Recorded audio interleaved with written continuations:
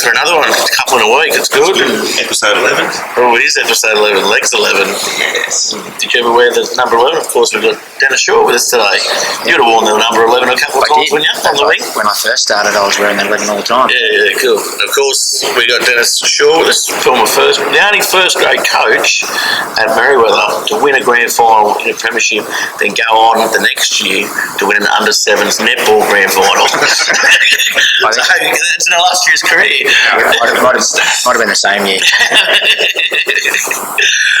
Very good. And thanks for coming in and getting involved with it. We're going to start this off how we started more. Do you remember how you came to the club? Yeah, definitely played. I was playing baseball actually, and yeah, just random. I know, random. Did you have any friends at school? I was into me cricket when I was a kid. Yeah. So baseball was the winter sport. Yeah, well, and just because it was apparently good for your arm and good for your hand-eye, and charters, Simon Charters and Tivius Rotary playing rugby, so they went from south to the greens. Yep. And they were looking for players, so they just hassled me to come over. So I said, What year was that? That would have been 88, so 86 maybe? Yeah, 86. Were you a pitcher? Let's get back to the baseball. I think I was a shortstop. Yeah, you would have been. You would have been yappy. White Sox, I think. Oh, the White Sox. I could imagine you would have been yappy in a shortstop too. Mate, I didn't know the rules. Yeah, I only played, like I said, then I was playing it and doing under 18s at the same time. Yeah. We were on, there was only 3 teams in the comp when I first started. There was us, Maitland and May East. So we drive down the Central Coast. Oh, yeah. Wayne Daggs was our under 18s coach. Yeah. So we're shotgunning cans and as under 18s, and I just thought, what's going on here? It's awesome. So brushed baseball. Didn't finish the season. Yeah, really? Yeah. Just left it and come straight. So you remember your first game? Maybe my first grade game. I wouldn't remember my first junior game. Is that because Wab Bags got you on the piss? Mate, I remember the first day they got me, I was greenkeeping. I used to greenkeep at Bar Beach Bowler. That was my first gig. Yeah, was it? Yeah. And I was rolling the greens one morning, and they've just come up on the minibus, and they're going, "Come on!" And I'd been on the drink the night before, and we went down the Central Coast. So I just remember I was throwing up on the field. So did you work at Bar Beach Bowler with another illustrious greens man in Garth Adam? Or did you get left by them? No, I actually worked with Mark Dunn. Oh, wow, there you go. Who is, Billy Dunn's man. That's right. So there you go. So I was at his wedding, and then years later was up at training up at the greens, and Billy Dunn rolls across and goes, "Hi, I'm Bill Dunn," and I went, "Congratulations." And he said, "Oh, Mark's me Ollie," and I went, so yeah, hadn't seen him since he was a baby. The little legend that could. Yeah, they love him. Yeah. At TV Sports and of course the Greens. Yeah, so that's a cool story of coming in. You're the first baseball that we've heard of course, in the Fire Brigade now, and there's a pretty strong, or there has been a pretty strong influence of Fireys in the Greens Club as well. Yeah. So was that part of you, or was it that it's just a natural progression that Fireys love coming over here? No, Dave Mooney. I don't know if you know Dave Mooney. So Moons was a 5'8" when I first started playing first grade for the Greens, and he was a Firey in town. Yep. And my best mate at the time, or still is, is Craig Pearce. He was a copper. Yep. He wanted me to join the Coppers. He said, "You'll have to move to Sydney." He was living down there. And then I remember talking to Moons, and Moons was going, "Don't do that. Join the Fireys. You've got to move to Sydney anyway." And he told me the roster 4 on, 4 off. So I just went, so I thought I'll have a crack at the Fireys. So it was more through Dave Moons. Yep. And then, of course, I got in, and then there's Jacko, and Jacko's probably in before me, but I didn't know him at the time. Yep. There's 1,000. Matty Russell, they all came later. Russell. Yeah, Goods. Goody, yeah, Goods is a Firey. I applied for it, but didn't pass. Didn't even get through the... It's got harder and harder. Definitely, I don't know how we all squeaked, to be honest. I think because I got asthma, so immediately they just kick it off now. They do, 100%, Well, Billy's tried for years. He'd be perfect. Billy Dunn? Yeah. He's tried a few times to be perfect, all his knees now, he probably that again. Just don't tell him. Yeah. I had a knee reco before I got in, they still don't know about it. This goes worldwide as well. They still, The HR manager from the Fire, he's a big fan of the show. she is. I Oh, went to uni with her. Yeah, no, so it was, a lot of fireys, you know, at that period. I don't know if there's many getting in now, because it's got pretty hard. Yeah. Good roster now, though, 24 on, 24 off, 24 and 5 days off. As my good friend Monkey Davis says, kings of Sudoku and table tennis. Yeah, that's it, 100%. Yeah, cool. I guess getting into your career, you played how many first grade games, do you know? 150 odd. Yep. Yeah. That's awesome. And you started off as a winger. Yeah, played, come out of under 18s and Bagsy went from coaching under 18s to first grade. Yeah. So he was already looking to drag blokes like Yep. me and Simon Charters and that through. So just basically said, if you want to play on the wing, you can play first grade. Yeah, well. And that was after a couple of grade games, and I said, yeah, I'll play anywhere to play first grade. Yeah, cool. And just on the wing for a while. And do you remember your first grade game? Yeah, I do remember that. I don't know. I've got a few photos of it.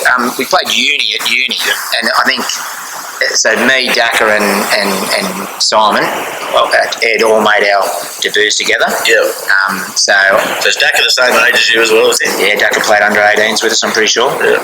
So we all came into grade the same year. Bagsy rushed us all through, and uni were the guns at the time. You know, Bobby Blythe and Tony Hogg and buddy Sean Rudder. So not Sean Rudder, Ian Neal. Rudder, we used to call him Rudder. Ian Neal. So they were the guns. They used to be a really good side. So and Reeves, that was mate. I just remember that game. They were playing for keeps, you know. We put up a bomb there. I think it was Brownie he used to play for Ramwick. He was the gun at the time, and they put up a bomb straight to him, and Reevesy ran through and hit him and rolled him back about 10 metres, and then the ball bounced. You know what I mean? There was not even a pretend, you know. Bit of old school. Oh, mate, there was one game against uni. Bobby Blythe there was no lifting back in the line-outs in those days. And he would win all the line-outs. You know, he was a giant, went down and played for a ringer. But he went up for a line-out. Woodcock went down and just chopped his leg. He landed on his head. He didn't jump the rest of the day. His feet never left the ground. That'd be a send-off today, but back then it was just a penalty. Well worth it for him. Not to jump in the line-outs. And of course, you made great friends. You played in grand finals as well. Tell us about that stuff. So the first 2 years I played, we made 2 grand finals. So we wandered into a pretty good side. You know, Dave Chapman, who we lost recently, he was the captain. George Tunteski, a bit of a legend. You know, Buddy Woodcock, he'd be the best forward I probably ever played with. You know, like scary. You know, and he does when he does come back for Old Boys Day, he doesn't take you out of the headlock, does he? The whole time. It's funny, you know. I remember James Burdoss said to me one day that I'll never, because I used to coach James. He said, "You'll always treat me like I'm a bit of a kid." And then, as I was getting into him about it, Woodcock walked past me, grabbed me in a headlock, and dragged me across the pub, and I said, "That's why." Yeah, because he treats me the same all the time. Great bloke, and related to Tim Partridge, who came from Singleton to... Yeah, we've got a good history of Singleton blokes coming down, you know. You know, Evans, of course, you know, and we lost Dylan. Dylan was great. That's a great history. I'm from Singleton, but never played for the Bulls. So, wouldn't count me either. No, they had buddy, Johnny Evans. Johnny Evans, of course, We were watching a junior game here, and I think we came down, Bagsy dragged us down, and we were watching, I think it was Waratah versus the Greens, and Johnny Evans was around. I think it was Bubby that was playing for the Waratahs at the time. Went on and played for the Knights, and they were just, it was on. We were watching. No, what's his name? But Adrian Bubb, was it? Adrian Bubb, And he was a beast, and they were. It was on, and I remember us standing on the sideline going, "There's no way we're playing that crap," you know. Good bloke. So you've seen a bit of an evolution through your playing into coaching. Obviously, with the way the game's played as well. What era would you prefer? Look, it's a hard one, isn't it? Look, 88, 89, I'd never give up because we made 2 grand finals and we won one, and that's the only one I ever won, you know. But that team was mate, they'd roll mauls for 20 metres. You know, it was, and you got caught on the wrong side of the ruck, they just kicked the shit out of you. You know, there's no mucking around, you know, and it was legal to ruck as long as you didn't. There was none of this backward motion. It was just, that's right. You know, if they seen any number from 9 up and you're in that ruck, you rolled out of there in a big hurry. So the good forward pack then. But when we made the final in '96, and you had Toves and Russell and Wayne Johnson, you know, like that was as a back, that was more fun to play in. But had you had that forward pack from '89, you would have won that. You know, you would have challenged. Single very good at the time. But we I mean, unlucky, and we've spoken to a few people on here about the 14 versus 15. We had Cameron Ainsworth on here. Got very emotional about it. It's tough. He's definitely going to go, isn't he? Oh, it's gone for him. It's a bit of a hard one. So what's your? I guess you played halfback that day. Yeah. What's your memory of that game? Because there's been sort of different people with different memories. Like a couple of forwards we've spoken to, you know, the game just went by because we didn't get the ball, we're just in the bloody breakdown all game. Look, early on in that game, what probably I remember vividly about it was leading into it, we got told that they were looking for Clarkey, which the referees, which annoyed us a little bit because you shouldn't be going into a game looking for anyone, you know. So we're having words with Clarkey going, you know, because Clark was pretty important to us. He was our aggressive bloke. He was brilliant in the line outs, just a hard guy, and we were worried about him. And then 20 minutes in, and it was nil after 20 minutes. Single running with a decent breeze, and the longer that first 20 minutes, I'm thinking we're a chance here. You know, if we can hold them to half time, then we're a chance. And then Monkey got sent for it's inexplicably kicking Sykesy in the head. There's a little thread, but I remember standing next to Cookie and you could see what they're doing. I've played in about 3 grand finals. There's been send-offs in every one of them. They just get to it. You know, they feel like they've got to make a big decision. I vividly remember going, you know, don't do a Cookie. You're going to ruin the game. You're going to just red card, and it was 20-0 at half time. You know, and to be fair, and he was having a blinder. He had Bates at outside centre. I don't remember him. He was very good. Delabozak was at fullback. Delabozak came in 2 or 3 times in that first 20 minutes, and Davo smashed him. So Davo was having a really good game, and it actually moved into that position and pushed Jono to the wing. And Jono would arguably be the best player. True. He was a freak. You know, he was a freak, and so he's probably arguably the best player I've ever played with. And Monkey pushed him out just through his work in defence. And he's strong with the ball. So, he was, good. So that hurt us losing him. That's all I remember him going, and then I remember it being 20-0 at half time. Game was over. Game over. No, that I guess moves on. When did you end up retiring? 2000, I think it was my last year. I had a year of 4th grade with I remember Brody Hussein. He was a kid, and James. So it was good to have a year with them. Got a few of the Fireys playing. I think Buddy Rousey might have been playing in. Rousey came across. Rousey. Was that 2000? Was it? I'm pretty sure because it was. Definitely. Possibly it was 2000. It was out of St John. And we used to have the Colts game on the Wednesday night because I used to play rugby league. I went back to play rugby league, and I'd play against James and Brody and all that. It was on the Wednesday night. Mick Gill, I think he came back from Manly just to play on a Wednesday night with his mates. So he must have been still away at that stage. I didn't play. But he came back on Wednesday to play that Wednesday night Colts comp. We had Tonko played in that day, and I think Sharky came off the bench. So it was a good mixture of old blokes that I'd played with and some kids that came through and played first grade. Absolutely. Which you had the pleasure of coaching a few of them. Coaching them, for sure. Of course, when you guys took over in 2007 or 2005? 2005. 2005 and 2004. Steve Gore was the coach again. And it was a case of you'd get dropped to first grade at that stage because the second grade side was red hot, and you were able to sort of bring those guys through and make them into sort of guys that had long careers in first grade. The first year we had second, I'll go back a little bit. I brought a lot of old blokes in, like a lot of blokes that I played with. I'm thinking you had trust in them, and then we didn't make the semis, so we kind of had a bit of a rethink at the end of the season, me and Jim, and just thought. Hard coaching blokes, because you can't make them do things they don't want to do. You know what I mean? So we just thought, the second year we did, so 2003.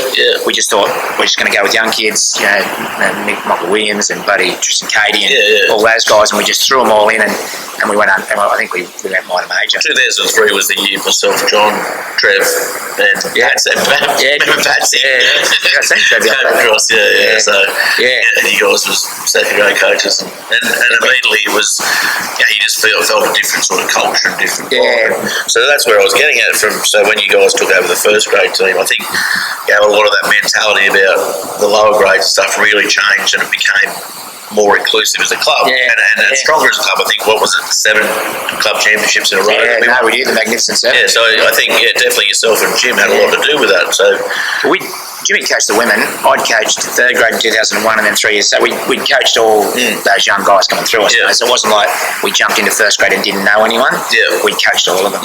So at some stage along the way there, we'd had contact. And in no small way, Lindy's first year was 2005. No. Yeah, I think it was our first year, 2005. It was, when he came back from overseas, So the first, when we got the gig, and it might have been through you guys, because I remember playing against Jamie. Definitely we had a lot to do with him coming over, because he was Waratah and he didn't know where to go because he had no mates there.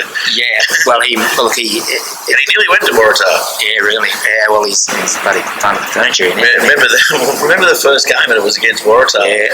And myself and Kurt Banks were injured, and we sat in the stands, and it was like what you're saying between Johnny and Adrian Barb, wasn't it? Like those, it was that pack was just absolutely bashing him. And he didn't take a backward step, did he? And he got up and at half time, remember, he got absolutely bashed on the bell at half time, got up and pointed at them all and said, "Let's keep going." Mark DeFool was playing. Yeah, he was.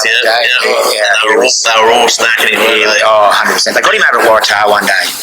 That's the game I'm talking about. Well, that wasn't the first game. The first game was Waratah here. Yeah, right. Right, and I don't know. And I remember we lost it, but we scored a couple of good tries, and they were the I don't know if they're defending premiers, or maybe they were the premiers. I think they were the defending premiers. Yeah, and we give them a run for their money, and so we were stoked. But no, that one day at Waratah was midway through the year. Chigi would give us a spray in the paper. Yeah, he did. And we weren't even. I thought I knew who he was. Jimmy thought he was someone different because he got me straight here at the end of the game. But it was that game. Yeah, Jamie just kept going at him. Yeah, it was the first year he hadn't come over to the club. It was from Canada when he came back from Canada. Yeah, we had a move that we did. It was a 1-2-1, and the first game here we did it, and we scored a try off it. It looked magnificent. There was a guy rapping, and fullback comes straight through, and it's like a dummy, and he hits it going straight. And we went over there and did it, and it was the same game. Jamie got bashed, and I just warned him. They had was it Sefer? Was the instant? And he was like a little Mack truck, wasn't he? Yeah, he was. And skills too. And I said to him before the game, just be careful bunging on that same move. Like you'll know. Well, they bunged it on again, and Sam comes straight and hard and Sefer met him. He went backwards at a rate of knots, stepped on the length of the field and scored. He had a sore neck. I think he had whiplash. He could hit hard. So you stopped coaching in first grade at what, in 2007 when we won the comp? Yeah. We that was 3 years. So we thought they needed someone. Then Munro came in, I think. Only came in. Do you remember much of when you winning the comp? Oh yeah, no, that was that was brilliant. And that was again 2004, 2005. We made the semis, top 3. First time we made the semis since I think we played. Since I last played, maybe 97 or 98 or something like that. Don't quote me, but we went a long while, which is pretty well unheard of now, isn't it? You know, but because I don't think we've missed the semis basically since 2000. I don't think we have. No. 2006 we did, but we missed out on quotients. So we'd run equal 5th. But yeah, so 2005 we made the grand final, had a few injuries, went out in 2 straight games. So it's kind of like a victory for us anyway to go from not making the semis for 6 or 7 years to running top 3. Then the following year we ran, we were equal 5th with, I'm not even sure who it was, but we missed out on quotients. So that was a bit. Like at that stage, you're still starting to doubt yourself. We're going, maybe we're not the right ones. But we said we'd do it for 3 years, and Jim wasn't going to walk away. So we went, right, we'll do it. And then I think you learn more when you lose. You know what I mean? You don't like losing, but the first year of second grade, I thought we learned a lot, and then certainly we learned. I think we maybe thought we knew too much after the first year. First year of coaching, we started. And then the second year we went, shit, what happened? And then that year, we had a really good side. You're always lucky when you're coaching, I reckon, because you had guys like Jamie, you had Lesberg, Barney McKenzie had come across, Salesy, exactly. So you just had all these. Like Salesy was a breakaway, was the fastest bloke in the club. Yeah, he was. You know what I mean? I remember the first couple of games we were watching him tear across from outside breakaway, run down wingers. Yeah. He's got a bit of a toe, and we had a sprint race here at train, and I lost heaps because there's no way he can beat the backs. Yeah. He had his arms in the air with 10 metres to go, over 100 metres. So it was certainly a good. I mean, from a personal perspective, that 2007, I'd been travelling that year overseas and came back on the morning of grand final day. So, so I carried on like I'd won a grand final. So Mary Ellen was sponsoring us. Yeah. Got back to Mary Ellen. I don't know if you remember that. My favourite game ever to watch, or it was beating Waratah down here to go into the grand final. Yeah, well, I wasn't here. Yeah, so that was 2 weeks prior, of course, and we played them here in a major semi. So they'd beaten Wanderers. We were waiting for them. They came up and played us, and they were the team, and that was a bash-up derby. It was blokes getting sin bin. It was on, and I thought we'd had them. We were leading by about maybe 7 or 8. There wasn't long to go, and the game got pulled up about 5 minutes from the end because there was their hooker was down near their 22, over the top of the ball. Jamie's come from 10 metres back, just launched himself and just destroyed him. So he's on the ground. They've got the ambulance. Anyway, they've called the game off. Was that Punchy Sager? I don't know who he was, to be honest. He got absolutely. But they had Sefu and they had all those guys. And Chris Mikulski. And we beat them up. It was a really physical game. And then we had a week off, and they went out and got beat up by. So I think we finished them. I think Nick Lesberg, who was a gun. I don't think he even played that day. To be fair, I think he only got back for the grand final. But he went and watched them play. I think they'd play Hamilton because we were playing the grand final up the bay, and there was blokes going off injured, and they called it like rats leaving a sinking ship. Was it? Yeah. Because no one, to be honest, at that time, no one had any time for. Yeah, that's right. Waratah. No, that's exactly right. So no one does anymore either. So. No, it's gone up. Do you remember much of the night after that weekend? That was still. Absolutely. That was and that was even number 1 sports ground. So. And that was a big crowd, It was. I don't know that I've ever seen it. Like we had another big crowd in 2011, but I don't think it was any. It wasn't as big as that. Because we had every grade in that day as well. Did we not? Yeah, we did. Yeah. Started the green wave shirts. The big green day out or whatever. They used to make those shirts. And I just remember coming back and I had no sleep from like a 24-hour flight and getting handed a shirt. I don't think I took the bloody thing off for 3 days, and I had nothing to do with anything to do with Carlton that year. Just went travelling all year. I remember being there, walking in the market town side. So you walk in and good mate on Brett Hardy, or at school, he's a Hamo guy. Yeah. And from sort of, you walk in there from out here where the screens are with all the nets all the way around on the hillside. Basically, it was awesome. The netball court was just green. It was almost like those old photos you see back in the day when the grand finals were there, and then it's just capacity. And then of course the end of the game when everyone swarmed around. And half the stadium up with Hardy, and I said, "Where are you?" He's like, "Oh, we're over there." And Hamo just had that little section sort of behind the post, sort of next to the grandstand there. There was just this small little, wasn't that big compared to the whole. Yeah, that's right. Yeah, you're right. They're next to the right of that little box that was there. Oh no, that was a great day. And I remember at the end of the game just sitting around in the dressing shed because you've achieved it. And there was a bit of it was a funny side because if you looked at sides over the years, you had Jamie, you had Nick Leslie, but I mainly deal with the backs. It was just a real workmanlike. Yeah, it was. Tristan Cady and even Sam Newmore to an extent. Yeah, absolutely. Good fly half he became and that, but Wade Gibson was a fullback. Yeah, of course. Hawley on the wing. It was Tristan Cady was always a guy that I think he was in the 3rd grade team, he was in the 2nd grade team. And there were times there where I was trying to get him for 1st grade and 2nd grade wouldn't pick him. Yeah. You know what I mean? I do remember having I think I had a conversation with you on the drink one night. And you said he's the best player that I've ever coached. He just doesn't make mistakes. Yeah. And he was one of those guys. He's still playing like that too. He goes through. You just wander. You just run up the line and you just wander through. You know, the last minute of that game, they scored with about in the extra time. Yeah. Get back within a converted try. Then we had to kick off. So then you're nervous again. You think you had the game, and you're nervous again. And one of their guys got round the outside, and then you see him just fall, and Leesburg's over the ball. It was Katie. Katie just So he just never made it. You know, he's just solid, isn't he? You know, like he's a bloke that he's like And a good bloke too. you can tell him anything, he'll do it. It's not like he's never going to argue with you. Yeah. You know, whereas the other blokes. My mate Julius with him played a little bit of grade with him, I think, and obviously played fourth grade with him the last couple of years now. But he's still playing like that. Yeah. He just seems to have time. It's amazing, isn't it? It's unbelievable. Yeah, he'd run up and he'd throw a dummy, and then all of a sudden he's wandering. He could never go anywhere when he got through the line. But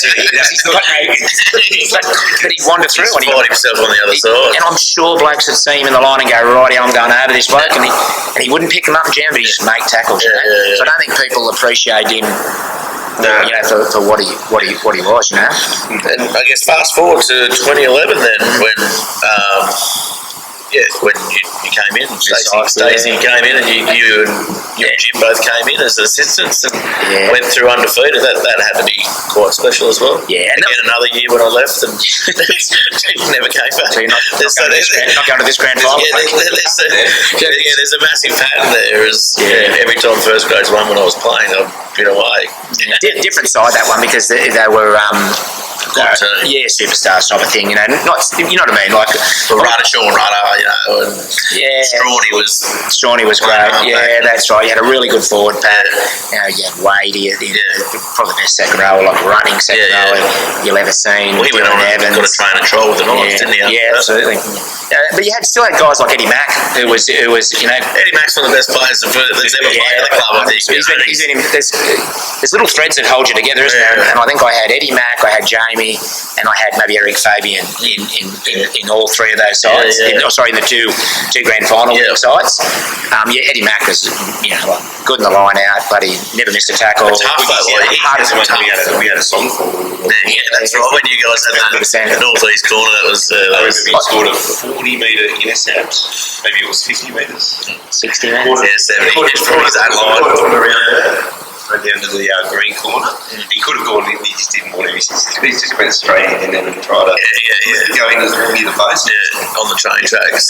No, you wouldn't even say underrated because we rated him so high. But early on, 100% underrated. People would just.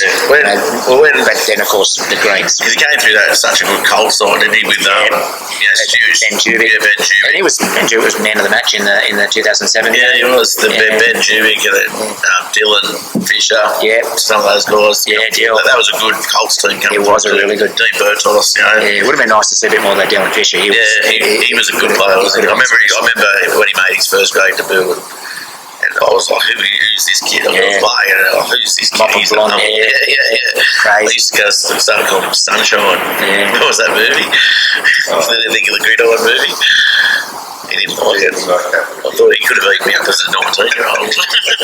Yeah, but that was a different team because the 2007 team was a bunch of guys who had never won it. This time we'd gone, like I said, from 2007 we made the grand finals. In 2009 lost it.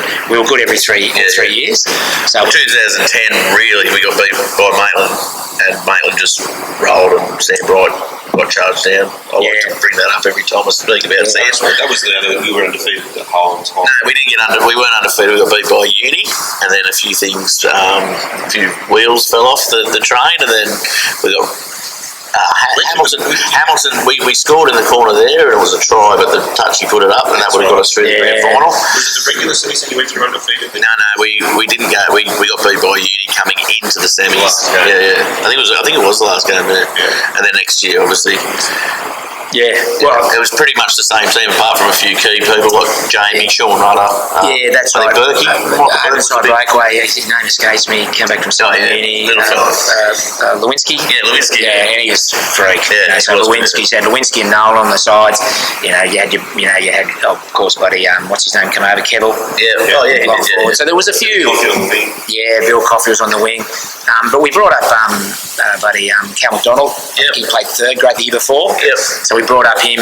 We moved Strawny. I think he might have been playing in the centres. No, he was playing halfback. Was he for? I thought he played. I think James Burdos was your halfback. Oh no, yeah, he was. Yeah, But we moved him. fullback because Cliffy hurt. That's right. That's right. Yeah. So Jay was coming off the bench for us because he was still cold the year before. Yeah, right. Yeah, so we moved him. So there's a few positional changes, and a few blokes came in. Like Lewinsky makes a massive difference. Yeah.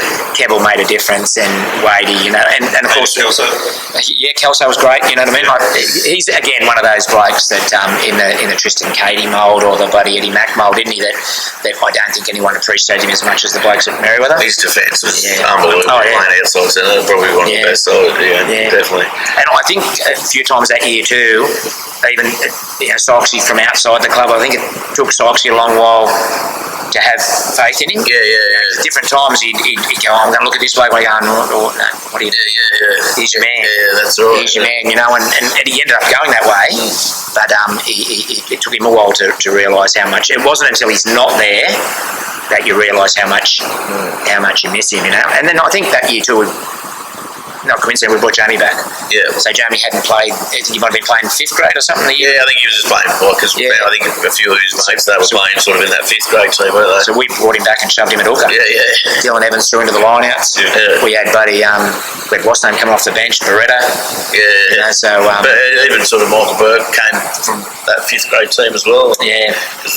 No one sort of knew what he could do when he was amazing. Yeah, that's right. Berkey, Tough guy. So it's for a barrister, you wouldn't think, It's a pretty handy side. Yeah, I mean, it's the last one to go undefeated, isn't it? Yeah. It's not an easy gig. Can I ask you, out of the those two sides, who went harder off the field that weekend? Oh, off the field. God, I don't know. Going back to the '96 team. Yeah. Let's talk about the modern era. Let's not talk about your '96 team because I would have loved to win there. We were playing darts on about the Wednesday night, and you weren't throwing up the board. Everyone had these blood brothers because they were playing darts. We're probably out of those ones. Yeah, he's supposed to Gilly, I suppose. Strawny's good. Yeah, Strawny, because he'll just take it. It was anything like the reunion. Yeah, and Eddie Mack, sorry, not Eddie Mack, buddy, Kenny T. Yeah, he's good. Kenny T was back in 2007. Yeah, well, mate, in 2007 too, you were still allowed to go to the Burwood and they closed the doors. I remember around that time, it was, I don't know if it was 2007 or 2011, on about the Monday or Tuesday, we walked up and Barry's standing at the door, just going, sorry guys. Because 2007, you could still smoke in the pub. Because that's... You had one side of the bar you could smoke. Yeah, that's right. right. The other side you couldn't. That's right. No, it was an open... Do you remember those nights being the Burwood was just, they were blocking the street off? Remember those? Yeah, they were just... best times ever. Yeah, that's right, really, because you had the bar that came out, and so that little walkway at the front, it wasn't that wide, so it was very... Yeah, that's right. East to west side. Yeah. I remember sitting on the other side there about midnight or something, just sitting there legless, just sitting out across the other side, leaning against the fence, just looking back at the green room, just going, how good, that's why you play, isn't it? That's right. You coach with those type of nights. Speaking of that, any fond memories of what's the fondest memory of your old room? Well, probably... We've had a few stories of things that have happened from your era too. Mopeds. Yeah, well, I was there when the moped started from the green room and trying to jump people. But I remember when I was playing under 18s, we came up here, and this is when you realise how good the club is. And I think it was the World Cup ball, 4th grade had won it, so they put on a big keg show, And the 1st grade team was there, and the under 18s were there, So we ended up having a boat race against the 1st grade team, but it was an obstacle course. So you had to go under tails and over tails and round things, and I was at the end. It was me and George Suntesky. So I'm down under tails. George is just running tails, and I got to the end, and I'm halfway through my schooner, and he just gets the schooner and pulls it over his head. But they just treat us like we're all walking out just going, loving it. And they dragged us down the Burwood, and so they were good days. Mate, even the old the old green room. When I was playing, we were on that little thing on the side. The dressing room on the top. Mate, and you tiptoe down the stairs, and then you had to do a little bit of a right hand turn to get on the field, and you had the old metal studs. There'd be tons of blokes. The two biggest steps you've ever seen. They're about that high. Remember? And you come down off these little ones that are about that thin. And then you jump, then you drop. Big jump like that. I don't know. Whoever measured that job? Probably. And the opposition are down in the big dressing room.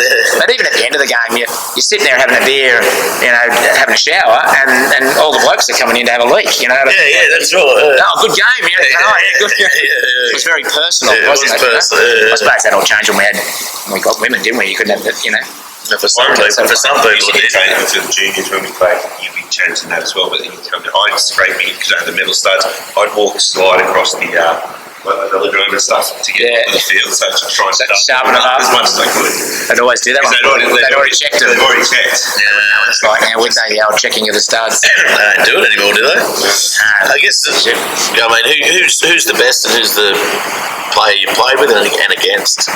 The most talented player I've ever played was Wayne Johnson. Yeah. He was in that mid-90s. He come to the club and we'd heard he was good, and I'd watched him play fourth grade, and I thought, he's okay. Like he didn't. And they pretty well rushed him pretty well straight through. He played a couple of games and then lobbed into first grade, and we played Maitland at Lawn. And we put on like a blue renewed, we used to call it. So he was playing inside centre and drifted across. So Jacko's hit him drifting across field just with a long ball. I don't know who was playing outside, but he was cutting back infield, and he hit Johnny with an out ball. He skated around the outside centre, and I was on the wing at that stage. I was outside him. Well, when he clapped it on, he was gone. I used to start about 5 minutes in front of him, just in case he went through. Because he was that quick. But he just skated around him, sprinted up the outside, stepped inside the fullback. So he went 80 metres and he jogged the last 15. Is he the quickest player you've seen, do you think? Or off the mark? And maybe over 50. Or Daniel Spiteri. Who would win, do you reckon? I didn't really play with Spiteri, you know what I mean? And Spud was more like, he'd run around in circles, he'd backtrack, but he was seriously fast. Look, I don't think there'd be much over. Spiteri, we played touch with him. He'd be quicker over 100, no doubt. But Jono over 40 or 50 would just, guys couldn't touch him. He was that good, and you put him next to Matty Russell and Tobes and that, and they're all touch blokes. So that was a good fun, because when we scored a try here against Singleton one day, they pumped us. But I threw the ball, I was playing halfback, threw it to Jacko. Jacko hit Tobes. Tobes was behind the try line up this end of the field, and I scored under the six down this end. Because all I did was just run straight in the middle of the field, just went going across and all the way back. No, they had such good skills, though, didn't they? No fear either. I always watch teams play now, and I don't know whether they're in their 22, whether everyone wants to, but they had no fear. They had no fear that they weren't going to, there's no worry about where it was in the field. They were quite confident that they were going to, which, don't get wrong, if you ask the forwards, Charters and Shark, they used to do their head in because they never knew where the ball was going to go. So they didn't like it at times, but, Who was the best player you played against? Probably Rod Clark. As a forward, like he was a scary man. Hoggy, Blythe, like they're four forwards, but they were good. But maybe Siffer, from May East, he was he went down and played for Norths, so. Because you would have been a halfback in a week, you would have had a bit of a mouth on you too, so a bit of a target on your back. I mean, you're not known for being quiet around the club, let's be honest. So, do you think you would have given it to a couple of these people, like Rod Clark, and fired him up, or did you just keep him out? To be fair, I never said a word to him. There was guys I never spoke to. I'd give it to a buddy, Chalky, Banksy. Oh yeah. Banksy was just the best. That would be funny. We'd be the two biggest mouths going at each other. Banksy be sitting there just tapping me when my feet and scrums, just doing this. What are you doing? So Banksy, he had heaps to say. A lot of good players around. Tough players. But is that best forward, Rod Clark, do you reckon? Best back? Best back. Mate, maybe the Uni were a really good back line back in the late 80s. They had what's his name? But Ian Neal, not that he was a a real good player, but he was like the Newcastle inside centre, and he was country inside centre. He was a guy that I just never stopped chatting. In the grand final in '89, I'll never forget, they pumped us in the major semi, and then we scored a try to get in front in the grand final, and I was just rambling away, and Chappie grabs me and just goes, "The game's not over. Just shut your mouth." And Chappie said something, you kind of listen, and then Noon scored an intercept, and then Chappie just went, "Right, go your hardest." 5 minutes to go, you know. They had a good side, and that guy that there was a guy that played sevens for, it wasn't Mikulski, there was a guy before him that played for Waratah. He was really good. I can't think, his name escapes me. Not shoot him again, but nicknamed himself. Oh, I know. I remember watching that when he's doing that. I went, going, he's not doing it. Yeah. I played with him one year, and it was just embarrassing, mate. Probably that uni side had 2 or 3. The Henley brothers, there was one that played outside centre. He was very good. You play against both Hogs. Yeah. Laurie and Tony, and toured with them. Yeah, that was probably the good thing back in those days. We toured with a lot of those guys. Yeah. You know, so we went overseas playing in the Newcastle team. We even went away one year playing for Eastern Province. What do you say, right? That's Central Coast there, Newcastle. It's Eastern. I went away with them once. It's crazy. Rugby. Eastern part of New South Wales country. Yeah, we went to Wagga. I don't think I was invited back. Yeah, I don't know what that was all about. Well, you missed out, mate. We went to America. Yeah, I know. We went to America. That's a good trip. It's the Wagga of the southern New South Wales. It's the US of the southern. Are we going to go to the end of season trip now? I think so. Yeah. So we're going to. So this is what we're doing. We're going to Wagga. Okay. So me and Pugger automatically invited. You get to pick 3. No, we'll do a different one with Bishori too. Okay. So 3 people from who you played with, and 3 people for who you coach. You got to bring them away with you. Oh, okay. Well, 3 blokes I play with, I just take. I take the blokes I always drink with anyway. Take Charters, Sharky, and Tonkin. Yep. Chris Tonkin. So they're the 3 blokes. The 3 blokes I coached. I definitely take Jamie away. Yeah. I wouldn't mind taking him. He can get a bit serious, but take him for protection. Can't hurt him. So I definitely take him. I might take Billy. Billy Dunn? Yeah, that's good. He comes up in a few, actually. Yeah, but we're going to choose someone. Yeah. So I take Billy Dunn. There's a lot of blokes you coach in there. A lot of blokes didn't drink. You can't take Wadey. Yeah, true, yeah. Good, he can be the driver. Yeah, Wadey didn't drink. Yeah, maybe Sammy Gilmore. Yeah, Sammy Gilmore, that's a good and I'll probably miss tons of blokes there, you know. I'll probably walk away and go, oh, no, what do I take him? Shawnee didn't get it. Well, yeah, Shawnee's all right, but... you can't take one good half-back. Yeah. No, Shawnee, overrated. Good. Well, thanks for coming on. That was good stories and good times. Of course, Steel City, the sponsor. Yeah, well, they're coming on their own season trip. Yeah, all of them. Everyone involved. There's a few loose characters. That's the boy. But yeah, thanks to Steel City, mate. Yeah, thanks for coming on, and you're back to work now. No, I don't go back. I'm not back until when am I back?